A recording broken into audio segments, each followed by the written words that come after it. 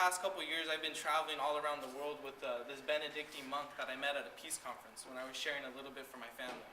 We've been able to go all over the world and just meet with incredible folks. And right now, he's writing a book, and he just got his forward from the Dalai Lama, and it's going to be published soon. And we're going to be traveling, talking to people about that. And his main message is gratefulness, right? And that's what my grandfather's work was about. It was about just the simple respect for life.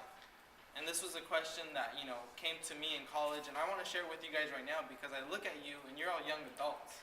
I should be sitting down listening to somebody else share this right now. But while I'm here, I'll do my best to share with you what I can. And one of the things that, my teacher asked me in class one time and asked the classroom was, do you belong to life, or does life belong to you, right? And you could answer both ways. You could say, well, life belongs to me, I have my own life.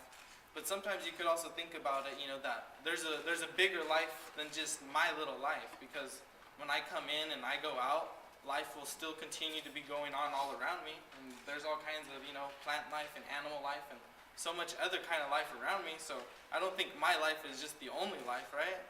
And so again, it's what my friend taught me, and this is what I've been learning from my grandfather ever since the day he passed away, when I kind of learned what was his work about? Why was it so important? Why were so many people drawn to it? And I think that was the fundamental right there. That was one of the essentials, is that respect, that dignity just for life. And how do you show that respect? How do you show that care? How do you show that dignity? It's not done through talking. I think we know that. Actions speak louder than words, right? I don't mean to get into cliches and all that stuff, but I think we all know that. And so, again, this holiday isn't a day off to just hang out and play Xbox and, whatever, veg out, as fun as that is. I do it too, don't worry. It's also about making sure that you guys get out there and you get involved, right? Get involved in your community. I heard you guys have an organic garden on campus. I think that's, just a brilliant idea. There's so many wonderful lessons that can be drawn out of this organic garden, from the sciences to just the simple community lessons of, gathering the food, creating invitations for the parent-teacher night, and maybe serving all of that organic produce to the parents, right? And writing the invitations, and learning how to host a community gathering where you guys could really work on issues that matter to all of you, right? Because you all come here to this school together.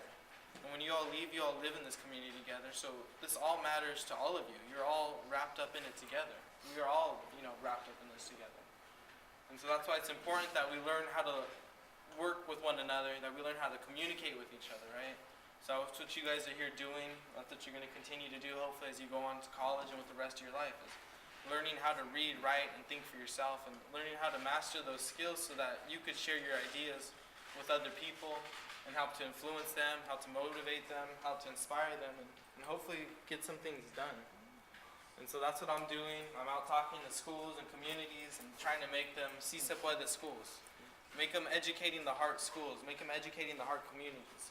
Building gardens, painting murals, cleaning up parks, building skate parks, planting more gardens, building parks for the communities that just need a park.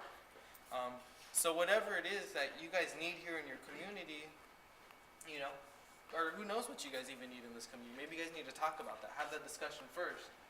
But it's important that you as young people and as students who, are continuing to enter, bigger parts of the world and have, more important choices to make in your life, that you learn about just, again, the importance of getting involved, taking a stand, maybe taking a little risk so that you can maybe gain a lot.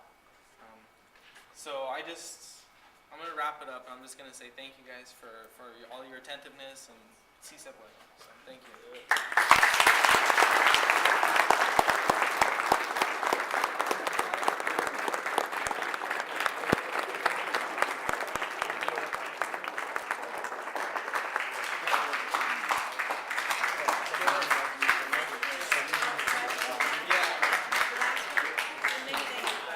Yeah. But yeah, do we have some questions?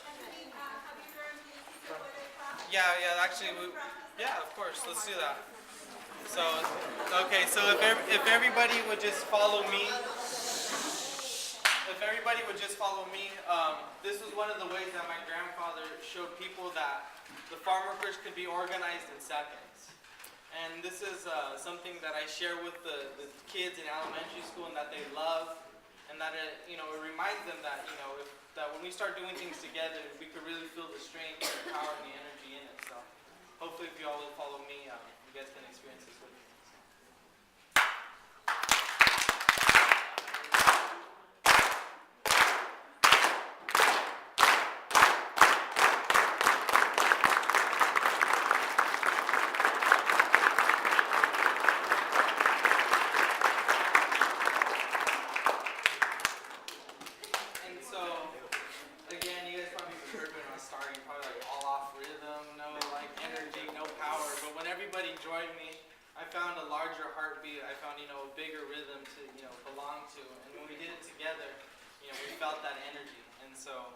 Thank you for that.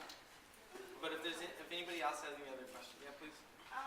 Why did your grandfather choose the bird, and what does it represent? So the bird actually wasn't chosen by my grandfather. He asked my uncle to make an emblem. Let's see where. That's a pretty good one. So they were trying to come up with an emblem, right, for the farm workers, and they were like, man, what do we do? Well, they came up with the colors, I think, right away. Red, white, and black. Really strong, passionate colors.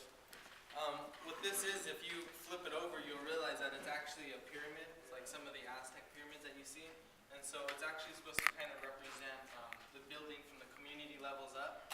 This is a beautiful lesson that my friend shared with me right now who I'm traveling with. He says, the wider you build your base, the higher your pyramid will go. And so that's kind of what my grandfather did, is he worked out in the community wide and far, and that's what allowed, this little farm workers union. And they've accomplished a lot of things, but right now, the climate of our society is so torn, and you guys probably are learning about this, and you guys know about, the recession that we're going through, and you guys, we barely got this healthcare thing passed, but when you sit in the emergency room and you look around, it doesn't matter Democrat or Republican, those people want to be cured, And it's just foolish that we can't even get people to sit down and work together to try to take care of each other. Anyways, I'll stop talking politics. But so that's where that came from.